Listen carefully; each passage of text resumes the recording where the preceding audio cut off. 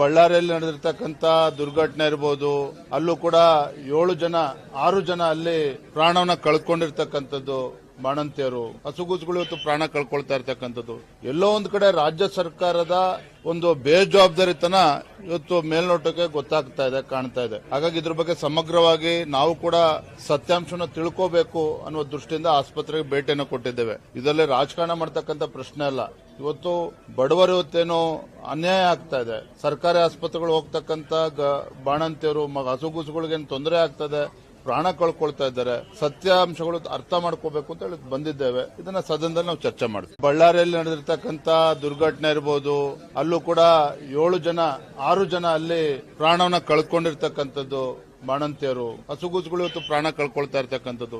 ಎಲ್ಲೋ ಒಂದ್ ಕಡೆ ರಾಜ್ಯ ಸರ್ಕಾರದ ಒಂದು ಬೇಜವಾಬ್ದಾರಿತನ ಇವತ್ತು ಮೇಲ್ನೋಟಕ್ಕೆ ಗೊತ್ತಾಗ್ತಾ ಇದೆ, ಕಾಣ್ತಾ ಇದೆ. ಹಾಗಾಗಿ ಇದ್ರ ಬಗ್ಗೆ ಸಮಗ್ರವಾಗಿ ನಾವು ಕೂಡ ಸತ್ಯಾಂಶನ ತಿಳ್ಕೋಬೇಕು ಅನ್ನುವ ದೃಷ್ಟಿಯಿಂದ ಆಸ್ಪತ್ರೆಗೆ ಭೇಟಿಯನ್ನು ಕೊಟ್ಟಿದ್ದೇವೆ. ಇದರಲ್ಲಿ ರಾಜಕಾರಣ ಮಾಡ್ತಕ್ಕಂಥ ಪ್ರಶ್ನೆ ಅಲ್ಲ.